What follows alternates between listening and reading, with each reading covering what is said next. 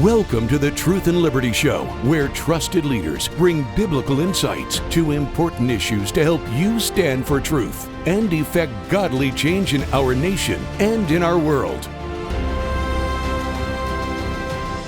Hello, everybody, and welcome to the Truth and Liberty Show. So glad that you could join us today. We have a really special treat in store for you, as Bill Federer is going to be our guest today. And we're going to get to this amazing interview that I have with Bill here in just a few minutes. But, I wanted to share something with you today. Most people today, I think at least most people who are aware and civically engaged would agree that we are in a war. Many people call it a cultural war, which it is, but the truth is that it's more than that. It's actually at its root a spiritual war.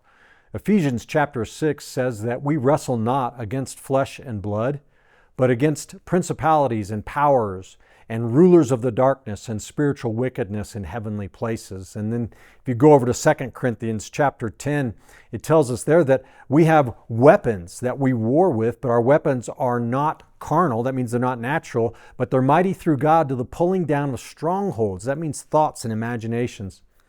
In any war, there are some battles that you win and some that you lose. In the American Civil War, for example, the Union lost many of the battles in the early years of the war until the victory at Gettysburg, and some say the victory at Vicksburg. In World War II, the United States was in full retreat in the Pacific against Japan until Midway. And then if you look in Europe, the Allies were being dominated by the Nazis until the British won a victory in Egypt at a place called El Alamein. And historians look back at these and call them turning points. That word ought to ring a bell for you, because Charlie Kirk founded an organization called Turning Point. And people all over America, when Charlie was assassinated, recognized that there was probably a divine irony taking place, that his death, by God's grace and power, not that God killed him, but God promises to turn all things together for our good, was turning it into, if you will, a turning point. It took several years after these victories in these wars I've referenced, Vicksburg, El Alamein, Midway, of hard fighting and lots of death and lots of destruction before the victory was ultimately won. And in this fight that we're in today, as we are fighting to reclaim our nation to its God-given heritage and destiny and to make disciples, we need to look at this as a long-term war. It's not a war with bullets, at least on our side, praise God. It's a spiritual war, but we need to look at it as a long-term one. It's not going to be won in a single election or even 2 or 3 or 4 elections. But right now, today, there are many victories and many losses, but I believe we have the upper hand. I believe that we have passed a turning point. Whether it was the elections in 2024 and the miraculous result there with Donald Trump's victory winning all 7 swing states, or the tragic, ungodly assassination of Charlie Kirk and the aftermath of that, we have reasons to be hopeful today. Number one, God is on our side. He is on the side of those who are on His side. And as long as we put God, His agenda, His values, His truth first, and we're fighting for those things, then God's going to be on our side. Romans 8:31, if God be for us, who can be against us? The Bible says God always causes us to triumph. You might remember the passage in Matthew 16:18 where Jesus said that upon this rock, the confession of Jesus Christ as Lord, He would build His church and the gates of hell would not prevail against it. And as we read before, the Bible says our weapons are mighty to the pulling down of strongholds. But second, I want to point out to you that in my opinion, I believe the peak of leftist power in this nation is already in the past. I believe left-wing Democrat power reached its zenith during the Obama and the Biden administrations. And Obama had, during those years, he had the presidency in both houses of Congress for 2 years. He built the administrative or deep state and subverted the military. And then Donald Trump won in 2016. In his administration, he tried to drain the swamp, but he had limited success. But then in Biden's administration, we saw all that power resurface with lawfare and COVID regulations and restrictions and all kinds of corruption and other problems, the excessive spending and so forth. But I believe that something has happened and that we have reached a turning point. Americans are not buying leftist lies like they used to. The house of cards is beginning to crumble. We've seen the lies of the COVID regime. Masks, social distancing. Oh, the vaccine is, good and helpful and it'll help you and all these lies. We've seen the insanity of the leftist transgender ideology that a man can be a woman and a woman can be a man, and men ought to be able to compete against women in women's sports, and you ought to be able to, do mutilating surgery on minors, and we're rejecting it. We've seen the lie that immigration system is broken. It was never broken. It was just corrupt politicians not wanting to enforce it. We've seen the leftist corruption in the deep state, how they lied to us about Biden's mental decline, the Hunter Biden laptop, the Russia collusion hoax, lawfare against Donald Trump. Now, even climate change, the climate change myth is beginning to crumble. As Bill Gates came out the other day and admitted, it's really not a threat to humanity. We've seen the disastrous effects of leftist policies like defund the police, appeasing Islamic terrorism, socialist spending sprees like the crazy act the Democrats passed under Biden called the Inflation Reduction Act that really spent $1.6 trillion. Americans are seeing the violent heart of leftism, and they don't like it. And just recently, Chuck Schumer's shutdown trick and fiasco was a total failure. In the past, it was a tried and true Democrat tactic to threaten government shutdown and blame the Republicans. But it didn't work this time, and we have to ask the question of why. But this war is not over. It's far from over, actually. The truth is, right now, we need to take a deep breath, renew our faith in God and fight for this nation. We need to rededicate ourselves to taking America back because there's a lot of work to do. An avowed Muslim and socialist, wins the mayorship of the financial center of the world. A man wins Attorney General in Virginia who wished out loud in text messages that the Speaker of the House of Virginia had 2 bullets in his head and that his children died in their mother's arms. How does this happen in a country that used to serve God? We have 2 cities in America at least that are virtually controlled by Muslims, Minneapolis and Dearborn, Michigan. We have abortion by demand, by mail. We have a massive population centers now that are under the control of wild-eyed, corrupt, leftist politicians like California and Colorado and New York. Schools with kids, being indoctrinated in comprehensive sex ed, and I could go on and on. But here to talk with me today about these issues and more is my good friend and Truth and Liberty board member, Bill Federer. Bill is an extraordinary historian. He's the founder of the American Minute. If you're not receiving his American Minute every day in your email box, you need to go to his website and sign up today. He's the author of dozens of books. He's spoken at thousands of churches and schools and political events across America. He's a 2-time candidate for Congress, serves on the board for Regent University, and of course his greatest claim to fame of all is being a board member for Truth and Liberty and instructor at Charis Bible College. So I'm super excited to have Bill joining us today. We're going to take a brief break and we'll be right back with Bill Federer. Are you passionate about standing for truth in the culture but don't know how to get started? Well, Truth and Liberty, our mission is to educate, unify, and mobilize the body of Christ to stand for truth in the public square. And as part of our mission, we provide you with an amazing array of resources on our website. And our website has just been revamped, remodeled, and retooled to be user-friendly. And I'm so excited about it because I believe that there's nothing like it out there anywhere. I want to encourage you today to go to truthandliberty.net and check out the Resources Center and the Get Equipped Center. On our Resources Center, you will find hundreds of links, hundreds of videos, articles, blogs, even America's original founding documents can be found on Truth and Liberty's Resources Center. It's searchable by topic, preset topic, or you can put in a custom search to find exactly what you need and what you're interested in. In the Get Equipped section, we link you to tools created by our strategic partners, including Pray, Vote, and Engage tools. We culture impact teams, civic action teams, biblical citizenship in modern America, biblical worldview training, and more.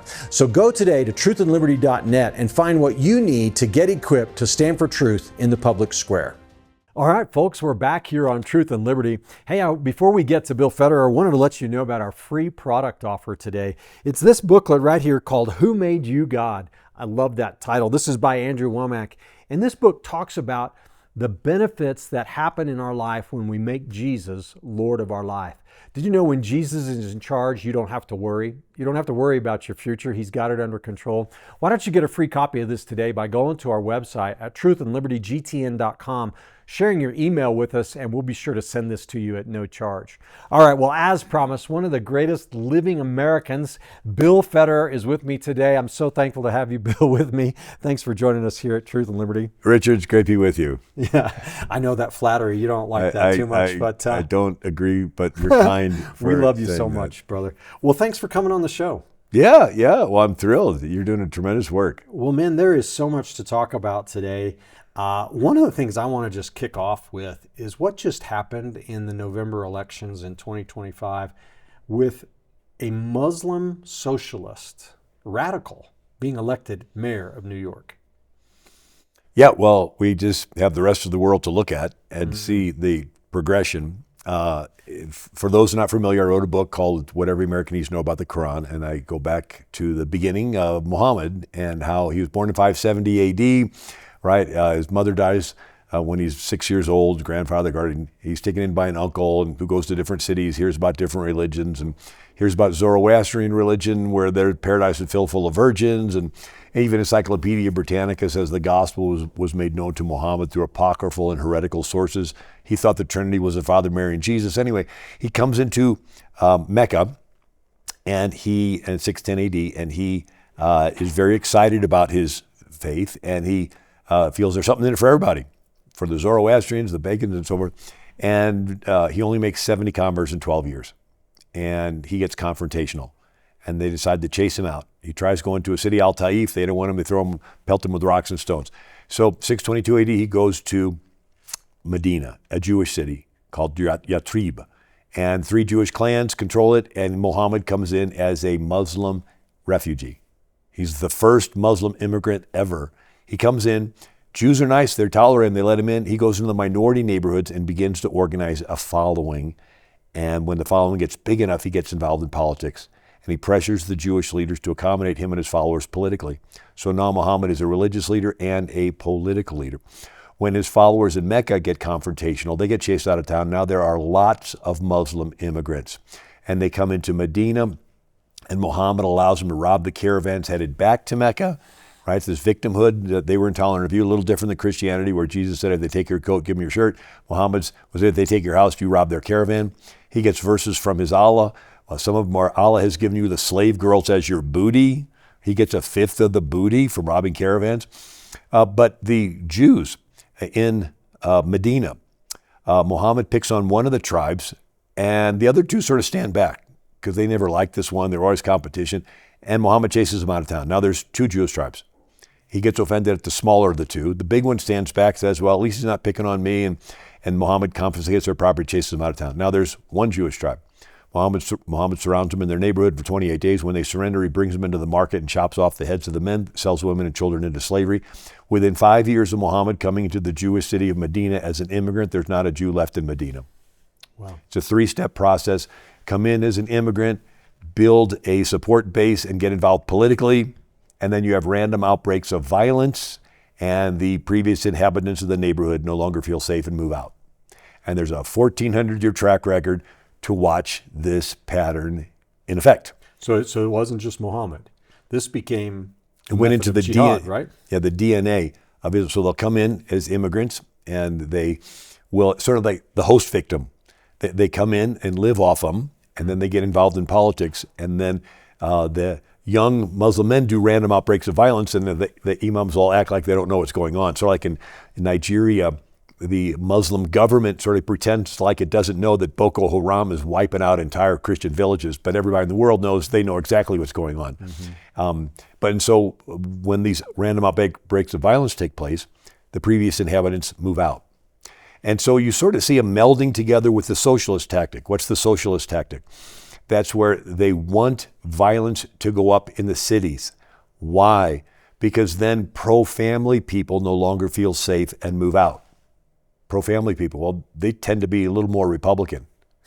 And then pro-small business people no longer feel safe and move out. Well, pro-small business, they tend to be more Republican. Who's left in the city? More people on welfare. Well, they tend to be more Democrat. And so if crime goes up, Republicans leave, Democrats get a monopoly on city politics. And when they can do this in a big city in election years, forget all the rural areas. The city will always wait last, and they'll always tip it over. And if they want to they could do voter fraud, and there's fewer people that are Republican to watch. And anyway, if they win the big city, they end up winning the entire state. They win the state, they get all the electoral votes for the state, and the president's elected by electoral votes. They literally have a political strategy that starts off with letting crime go up in the big cities on purpose. So, Bill, why do people think, it's intolerant of you to not be willing to allow a Muslim to hold leadership positions in our government? Yeah, so... Is it because they're not aware of this history? Yeah, well, it's important to understand there's freedom for all religions in America. But Islam is not just a religion, because Muhammad was not just a religious leader. He was a political and a military leader. And so there's a difference there. We believe in representative government from the bottom up. Fundamental Muslims believe that the Quran is divinely given, Sharia law is superior to man-made law, and they feel a compulsion to supplant that law down. And to the fundamental ones, called Islamists, they follow something called taqiyya, where it's okay to lie to an infidel in order to get into power. So it's okay to say whatever you want in speeches, but we have a track record of wherever they come in, the previous inhabitants end up being pushed out. So so shifting gears, the other thing to me that was shocking about the November results was the election of the Attorney General in Virginia. How is it that a man was able to say, he told a colleague in the State House, I think, by text message, that he would put 2 bullets in the head. Now, it was a hypothetical discussion of some bizarre variety about what would you do if the speaker was with Adolf Hitler. And he said, I'd put 2 bullets in his head. And then he also later told her that he would love to see the speaker's wife holding their dying children in her arms. How is it that a man like that could win an election and not be just run out of town on a rail in this country? Yeah, we are seeing the erosion of the Judeo-Christian values. And I heard somebody say this next year is going to be one of extremes. You're going to have extreme, out-of-the-closet evil, saying things like that, right? Saying things like, making fun of Charlie Kirk's killing. We've already seen that, extreme evil, Satanism on display. At the same time, you're going to see more people excited for Jesus. They have 160,000 requests for Turning Point chapters to open, and I've traveled the country and spoke to these young people, and they're like, I'm starting a Turning Point chapter, right? And so we're going to see 2 extremes, right? And I think God is pushing the world to make a choice. Yes. And but it is, we don't realize how fragile our freedoms are. A month ago, I spoke at a conference, and one of the people I met was Father Calvin Robinson, Anglican priest, London. You may have seen him do debates at Oxford. He's a big, tall, black gentleman, brilliant, and he is now pastoring in Grand Rapids, Michigan. And he says, I cannot go back to England. I'm like, why? He goes, censorship laws. I go, what? He goes, 16,000 people are in prison today in England, some for as little as liking a post or retweeting a post. He says they're letting murderers and rapists out of jail so they can put in people in jail who have liked a post in England today. The hate speech laws and all of that. Yeah, and so there's a Finnish member of parliament, and she is having a Supreme Court case going on right now over tweeting a Bible verse. I was in Seoul, Korea with Charlie Kirk 4 days before he was shot with Pastor Rob McCoy, and we met with Pastor Son, S-O-N. His first name is Hyung Bo, and the last name is Son, S-O-N. Mega church pastor, 5,000 people. Only church not to shut down during COVID in the entire nation. Seguro Church in Busan. Well, the new president gets in. They were using Huawei computers for the election. Huawei is a communist Chinese company, so there's questions as to, anyway. But this new president is pushing the trans bill. And Pastor Son gets 1 million South Koreans to fill the streets of Seoul, say, we don't want the trans bill. This current president has his house raided, computers, cell phones seized, so they can see all of his friends, so they can follow and put them in jail. And they filed 22 lawfare charges against him.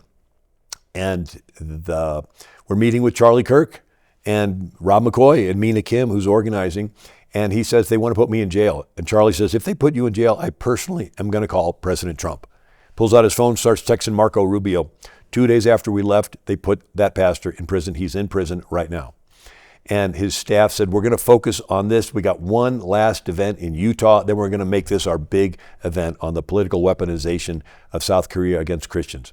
Obviously, Charlie didn't make it past that Utah event. But this is what's going on in the world right now today. Mm-hmm. And the anti-Christian sentiment is there, and they're just itching to put this in place. But indeed, they were doing it under Biden, going after 80-year-old grandmas because they went on a bus trip to D.C. on January 6th, and they're going to, and so we were this close to it being enacted. It was a miracle that Trump won the election, but they're not sitting back.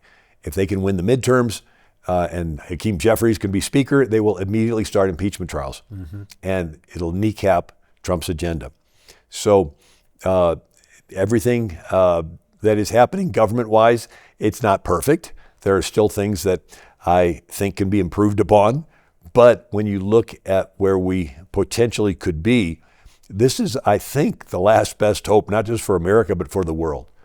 Yeah. Let's think of it. If Trump's agenda can be stopped, and God forbid, a Republican not win the next election,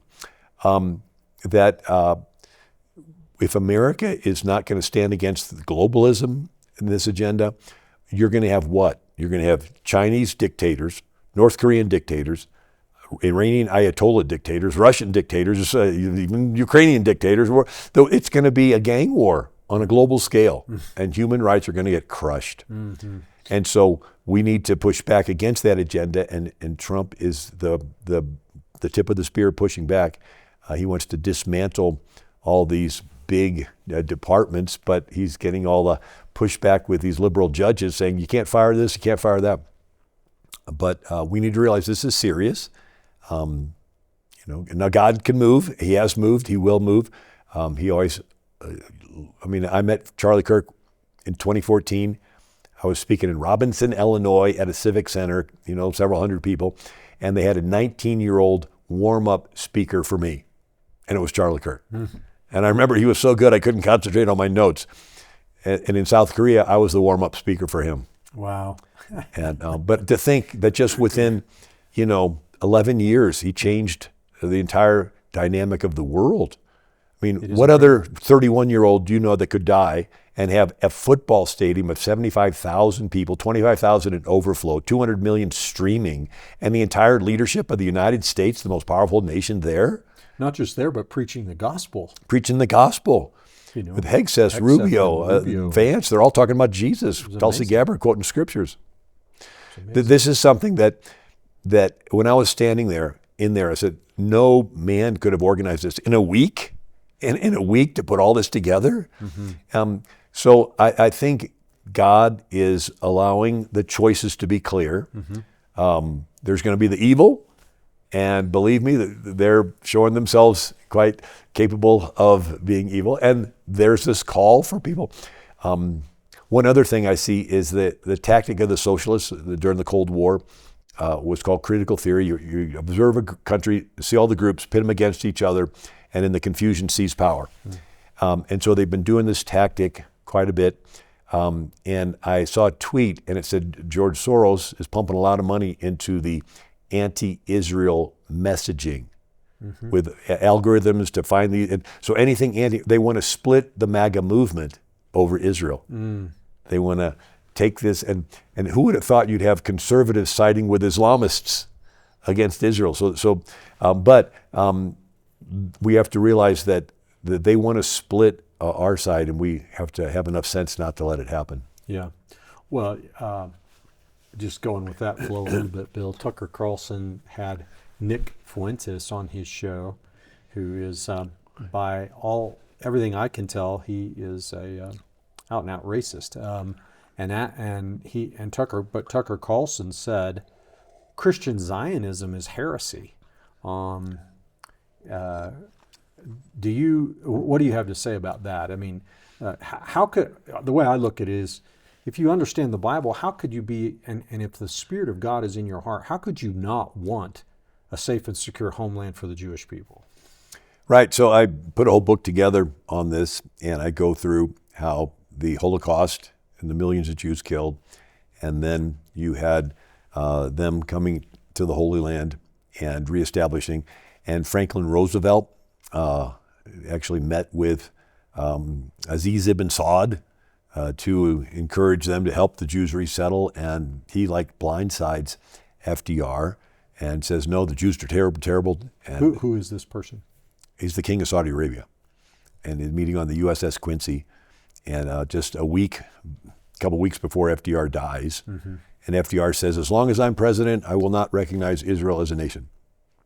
And he does an oil for security agreement where America will provide the security for Saudi Arabia if Saudi Arabia gives the oil to the United States. But then he dies, and Truman becomes the president. And Truman has a friend, Eddie Jacobson, who is Jewish, and they fought together in World War I, and comes back to Kansas City, opens a clothing store, a men's haberdashery, and then Truman gets into politics, gets elected senator from Missouri, and then he's vice president for FDR, and then he's the president. And he gets a phone call from Eddie Jacobson and said, Mr. President, Harry, old friend, Chaim Weizmann, he's come all the way across the world, from Israel. Can you take a few minutes with him?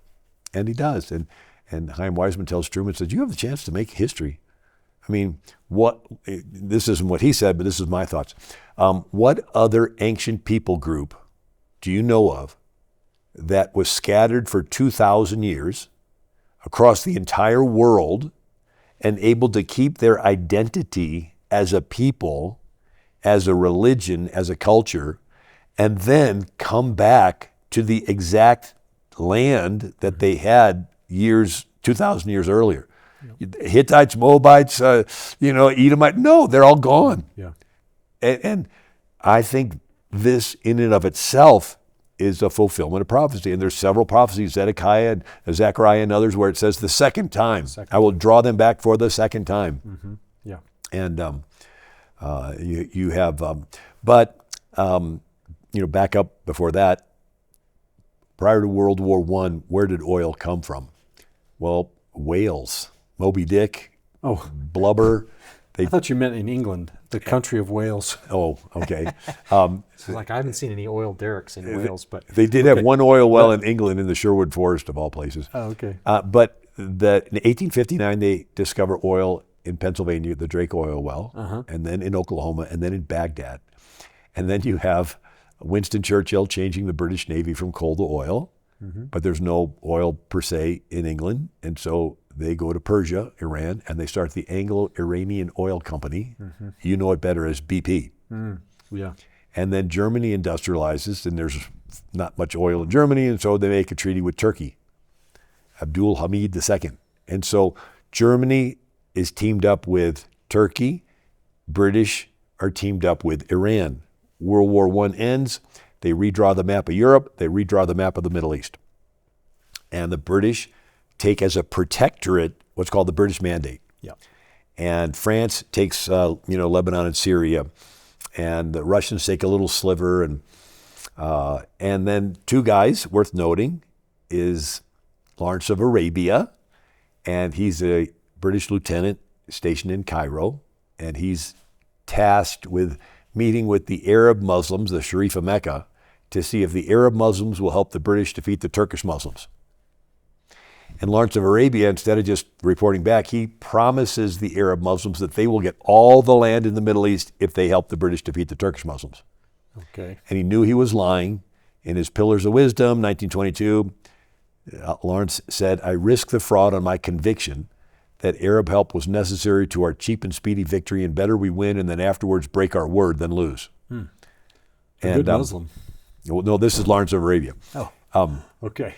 So he gives a unauthorized promise that this land is going to go to the Arabs. But at the same time, you have Chaim Weizmann. He is a Jewish chemist. His family fled from Russia. Remember Fiddler on the Roof? Yeah. And he's in England, and they run short of explosives during World War I.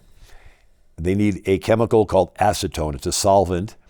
And Chaim Weizmann comes up with a bacterial fermentation process to make acetone in breweries. Took him over. And it works, and they have plenty of explosives. After the war, they want to thank him and then make him a sir and a knight him. And he goes, "No, I'd really like a homeland for the Jewish people."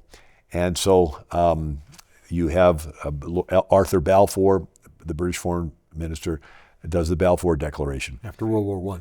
Yeah, after World War I. Now, backstory, where did the idea of the Jews going back to the Holy Land come from? It came from Christians during the Second Great Awakening Revival. You had preachers called millennialists. These are people that finally discovered in the Bible that Jesus is going to come back and rule and reign for 1,000 years. They didn't know when. There was actually a movement that thought Jesus was going to come back in 1844, the Millerites. And the country was all stirred up, and when he didn't come back, they had what's called the Great Falling Away, because people, Anyway, this movement, you had Christians going to the Jewish synagogues in England saying, hey, these prophecies that are like end times that say the Jews are going to be in Jerusalem and that all the armies of the world are going to surround them and everything.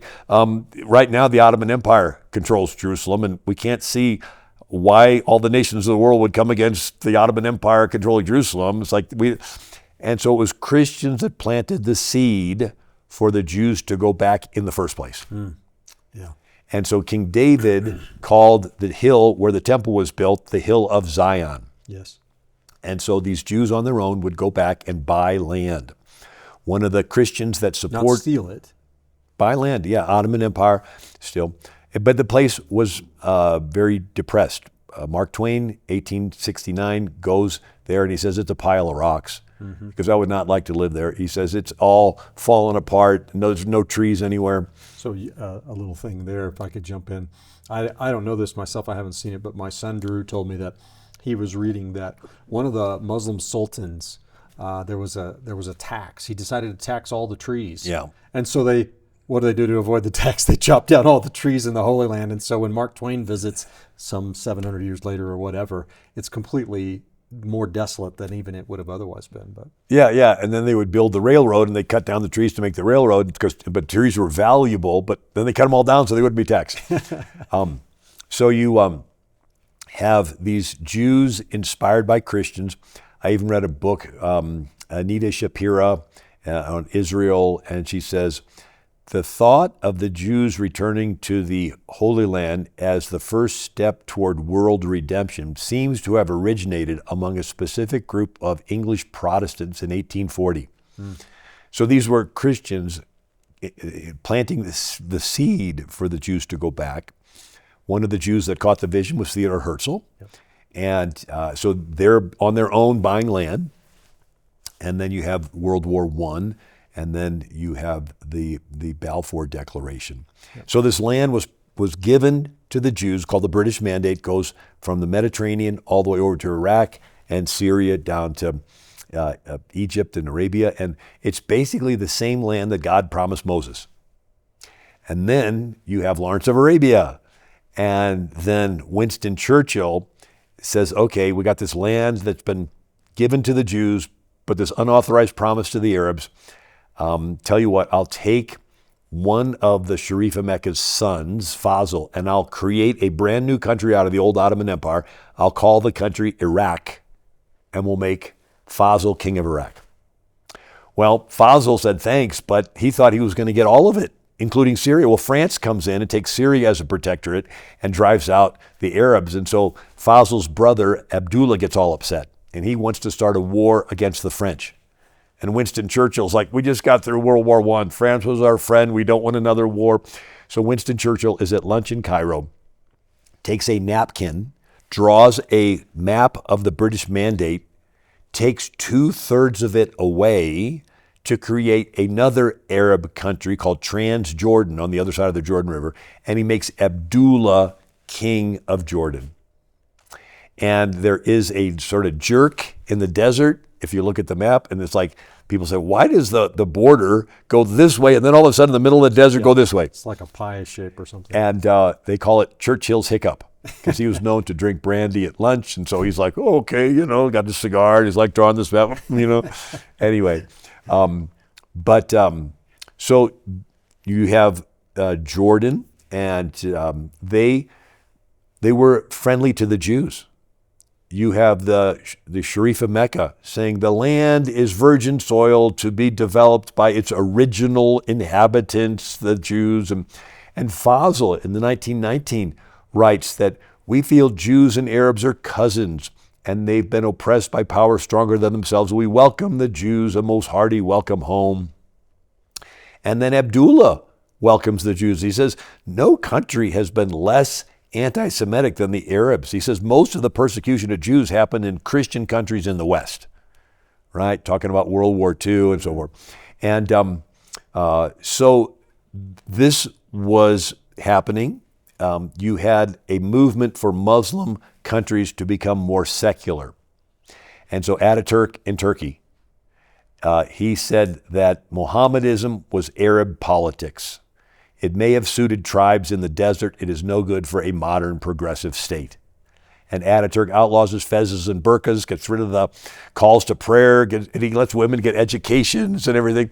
And then Ataturk influences the king of Afghanistan, and he wants to secularize and give women more freedoms. And Ataturk influences the leader of Iran, the Shah, the father of the Reza Pahlavi.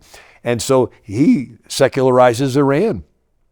And the women can dress in modern fashions, and you see pictures of beauty pageants of the women. You see pictures of Cairo with women on the beaches with swimming suits on, And it's all moving in this Western direction until the Muslim Brotherhood comes along. Mm-hmm. So Lawrence of Arabia, he's in the desert. He meets the Saud family, the tribal, and they're into cutting off arms and legs and female circumcision and all kinds of, slaves. And he calls the Wahhabi, the Sauds, a Muslim heresy. Everything is puritanical and is strict enforced, and they'll kill moderate Muslims, and they'll kill. And so when Fazl, who has two sons and are now made kings by the British, when Fazl waffles on a treaty with the British pull back and let the Saud family take over Arabia. And so it's called Saudi Arabia, 1924. 1924. This is a dynamic because now the Sauds control Mecca. The Hajj, one of the 5 pillars of Islam, you take a pilgrimage to Mecca. Now the Saud family controls it, so Muslims are getting infected with Wahhabism. And then oil's discovered in 1938 by Standard Oil Company in Saudi Arabia. And Saudi Arabia goes from the poorest Muslim country to the richest Muslim country in a decade. And they began to export. So we buying oil from the Saudis is paying to export this Wahhabism. Now you have... Wahhabism, is it kind of Islamic fundamentalism? Yeah. Okay. Yeah, so Wahhabism is the teaching that gave birth to the Muslim Brotherhood, the Boko Haram, the Taliban, Al-Qaeda, the Houthis. I mean, every violent group in Islam, it is Wahhabi teaching. Okay. Salafi, it's all Wahhabi. And so, but it's just an ideology. It's just a view of Islam. But the Muslim Brotherhood started in 1928, and they take Wahhabi teaching and they say, let's make a game plan out of it. Mm-hmm. And let's get serious about instituting it. And they use the 2 cities Muhammad lived in as the model. So Muhammad was a religious leader in Mecca, but then he comes as an immigrant into Medina as a refugee, and then he gets involved in politics, and then he becomes a military leader. And so say, this is our plan. We're going to go into all these countries as religious Muslims, and then we're going to get entrenched. And when the signal's given, we're going to become a political and militant Muslim and do assassinations. Mm-hmm. And so they try assassinating, they did assassinate Abdullah, the king of Jordan. He's on the Temple Mount, and he gets assassinated. And they assassinated Anwar Sadat. He's having a parade. The military's walking by. The Muslim Brotherhood had infiltrated the military. They turn with machine guns and kill the president. Mubarak takes over, and he's the leader in Egypt. In Egypt until Obama comes in and disinvites Mubarak and fills the room with Muslim Brotherhood people and uses Facebook and social media just to do this Arab Spring to overthrow pro-Western leaders and put in more Wahhabi Muslim Brotherhood people. And so if that wasn't bad enough, you have the PLO started in Moscow in 1960 by the KGB. It's like, what is this? Yeah, so after World War II, you had countries wanting to be free and start republics, but the Soviets didn't like it, so they'd send in agents to do critical theory, which you divide a country into groups, ethnic groups, Bosnians, Croats, Serbs, religious groups, Sunni, Shia, Orthodox, economic, racial, and you would call them victims and oppressors, have and have-nots, pit them against each other to create crises and bloodshed, and then people would want to blame somebody for the bloodshed, and they would co-opt the media to blame the leader of the country. Okay. And when his popularity fell, they would do a coup or a rigged election, and then replace the leader with a Soviet puppet. It's called Behind the Iron Curtain. Anyway, so the Soviets did not want the Middle East to side with the West. So they started the PLO specifically to sow division in the Middle East. The PLO, it's been so long now, some people may not know what the PLO was. The Palestinian Liberation Organization, headed by Yasser Arafat in the 70s, was the kind of the primary target, if you will, of media attention for terrorism and stuff like that for many years, and all the Israeli politics and whatnot. But today, we have American college students all over this country, young people all over this country, who are chanting things like, "From the river to the sea, Palestine shall be free," sympathizing with Muslims, even sympathizing with Hamas. We have inside the conservative movement now, we have just unbelievable anti-Semitism with, Candace Owens and Nick Fuentes and some others. What's going on here, Bill? Or how did this anti-Semitism become a part? How did it rise like this in our country? Yeah, there's a quote from Golda Meir. She is born over there, but then raised in Milwaukee. And she becomes prime minister of Israel, and she's with Richard Nixon. And she says there was no Palestinian nation. There was no Palestinian people. He says, when was there a separate Palestinian nation with a Palestinian language? He goes, there wasn't. He goes, it was the Ottoman Empire for 700 years. Mm-hmm. And then it became, part of Syria and Transjordan and when all this. She goes, there was none. It wasn't like we came in and drove out a Palestinian people. There was none, right? It was the Ottoman Empire that controlled it. And then it was the British Mandate. And so they created a narrative. So you read through all the way up through FDR. Whenever you see the word Palestine, you see together the homeland of the Jews. It wasn't until 1960 with the KGB did you come up with this idea of a Palestinian people. And didn't Palestine, the word itself, originate with Caesar after taking the Jews captive, wanted to change the name in order to further humiliate or rob the Jewish people of their identity? Yeah, so Judea was actually a big country. And so you go back to 1800 BC is Abraham. 1400 BC is Joshua coming into the Promised Land. 1000 BC, David takes Jerusalem as the capital. 700 BC, the 10 northern tribes are taken captive to Assyria. Nineveh is the capital.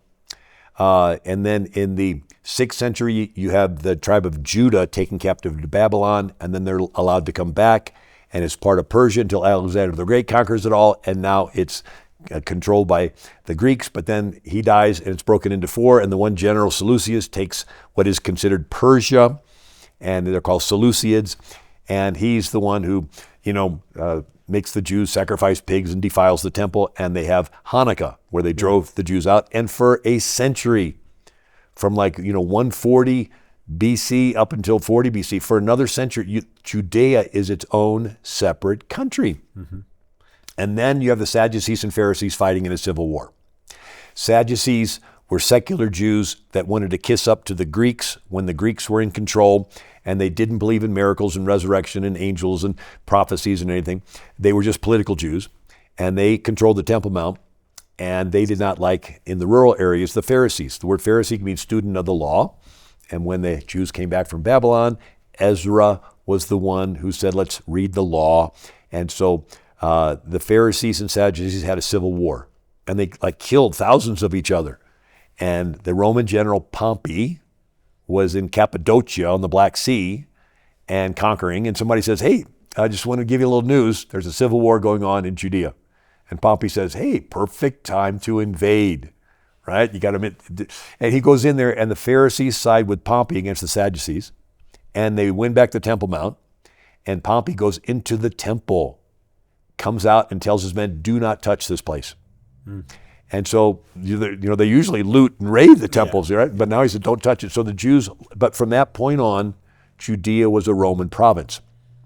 And then you got Augustus Caesar, and you got Herod, and you got the taxes, and then you have Jesus born, 33 years old, crucified, then rises from the dead, and Christianity spreads. 70 A.D., you have Nero, dies in 66 A.D., but Nero has the general Vespasian. He's laying siege to Jerusalem. And Nero dies, so Vespasian goes back to be the emperor. His son Titus goes and lays siege to Jerusalem. There's a 4-year gap, and instead of the Jews making up and getting their defenses going, they divide Jerusalem into 4 and fight each other inside of Jerusalem. And then finally Titus has a Roman army around there. They make up with each other, but it's too late. And Titus destroys them. The temple's burnt. They scatter the Jews. But there's still rural Jews around there. And then you have 135 AD, Emperor Hadrian. And Hadrian has to deal with the Bar Kokhba revolt. Simon Bar Kokhba, he was a very personable, he had a great personality, and he claimed to be the Messiah. He claimed to be, right, and so he gets an army together. And the Roman legions come, and an entire Roman legion is defeated by Bar Kokhba. And then Hadrian sends another Roman legion, defeated by Simon Bar Kokhba. Just the whole legion, 12,000 guys, gone. So Hadrian decides to send every Roman legion, like dozens of them, and they comb through Judea, wiping out every town, every village. Hadrian takes the Temple Mount, builds a temple to Jupiter on the Temple Mount, renames the city Capitola Aelia, which is his family name. He hunts down every descendant of David and kills him, so they don't have to worry about any more people claiming to be the Messiah. We have Jesus. We don't need any more Messiahs anyway. And so, he didn't get all the descendants of David, did he? well, this is 135 AD. Yeah, no, I understand. I'm just saying the Lord is. Yeah. And then he destroys every copy of the law he can find, kills all the rabbis, and he changes the name of the area to Syria Palestina.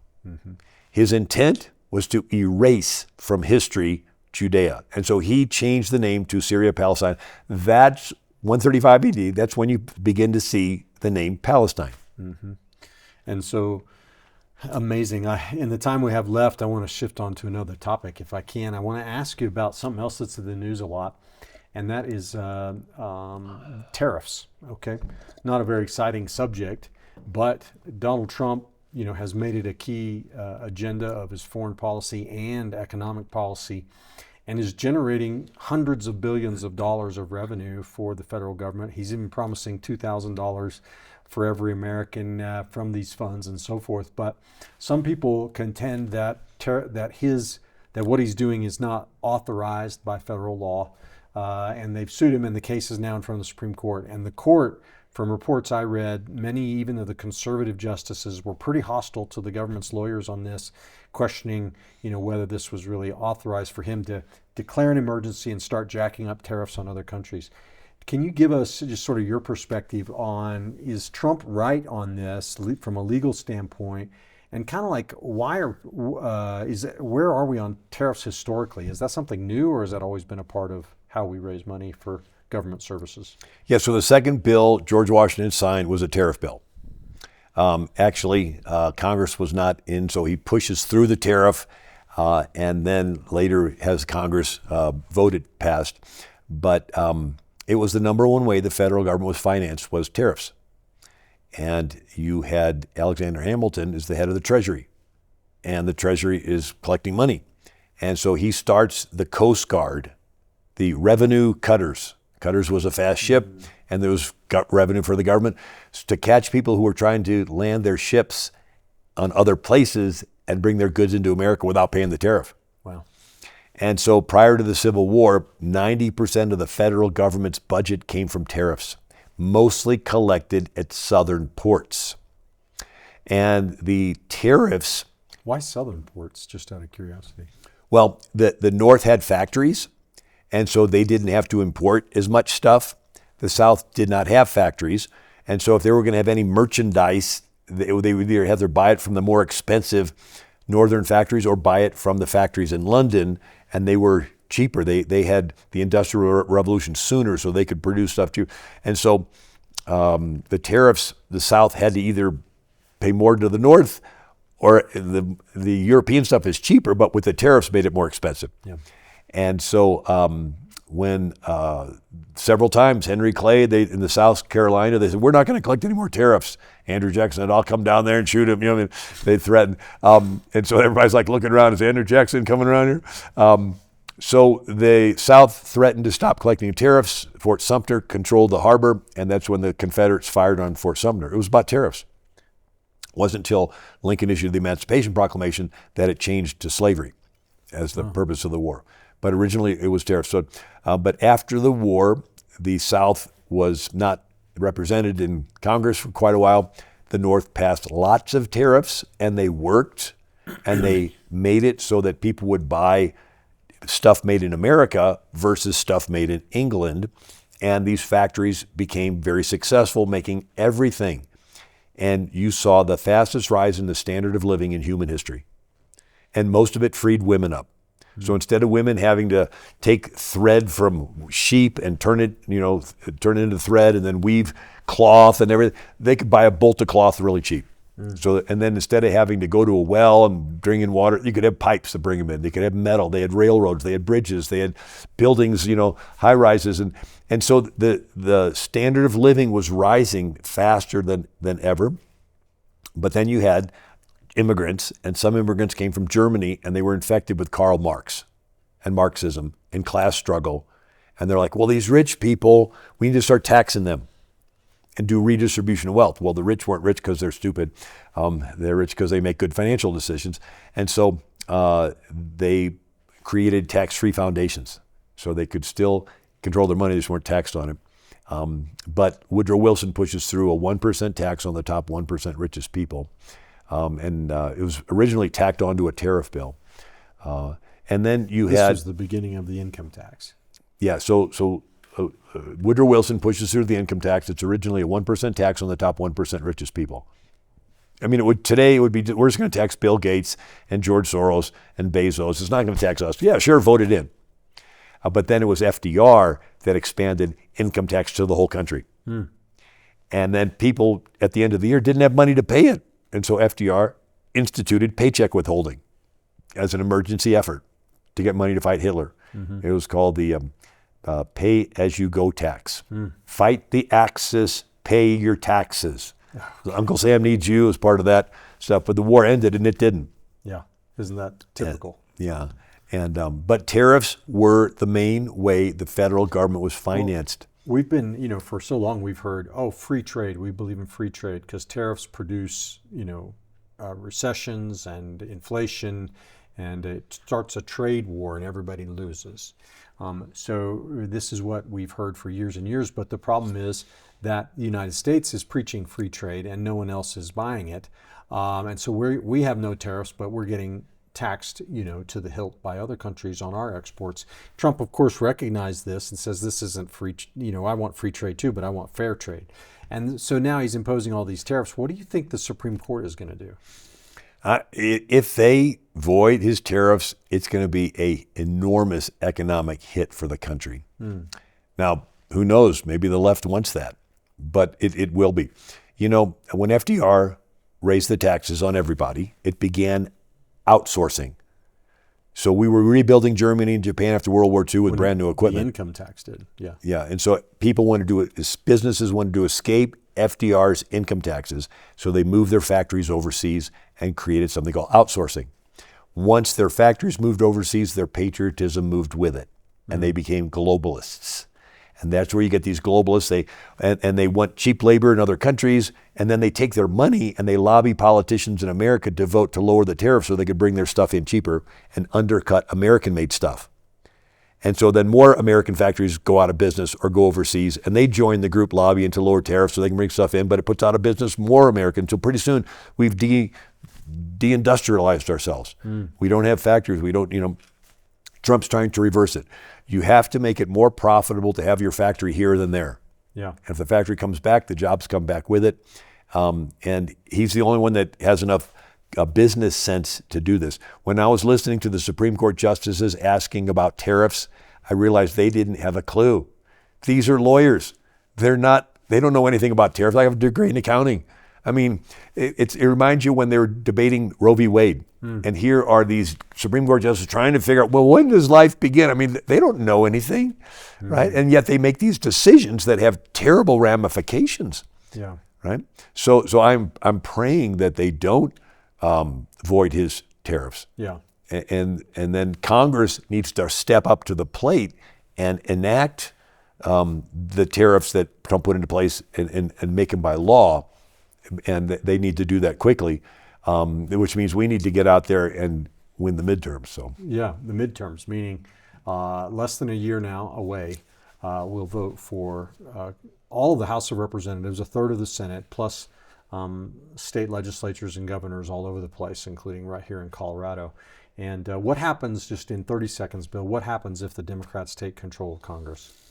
It's end time scenario. I don't think they'll let us up for air. I think that they're going to concentrate power, target Christians, push the globalism, and with all the AI and all the technology and all the psyops where they can basically manipulate your perception of what's going on, it will be really tough for us to reclaim it. They have no problem with voter fraud. I mean, and I also saw pictures of, like in Detroit, Muslim families sitting around tables forging ballots. They don't have an idea of one individual, one vote. It's my team against your team. Yeah. And if you can forge ballots and win, go for it, Yeah. So once we de-Christianize our country, there's no restraint to voter fraud. Well, in Muslim thought process and woke leftist Marxist thought process, the end justifies the means. It's all for the cause, so it doesn't matter. Well, Bill, thanks for coming on today. It's been really educational. God always waits till things looks hopeless, and then he raises up little nobodies with faith and courage to turn things around. And whether it's a Gideon, a David, a Moses, and in Gideon's case, God made it look even worse, all right? And so don't be discouraged. God can do great things with small people in an instant. Amen. Guys, don't forget our free product giveaway here on Truth and Liberty. Just go to truthandlibertygtn.com, share your email, and get a copy of Who Made You God? Wonderful little booklet. And also go to AmericanMinute.com and sign up for Bill's email. I promise you won't regret that. It's a real treasure. Bill Federer, thank you for joining us today. Thank you. We'll see all of you next time on Truth and Liberty.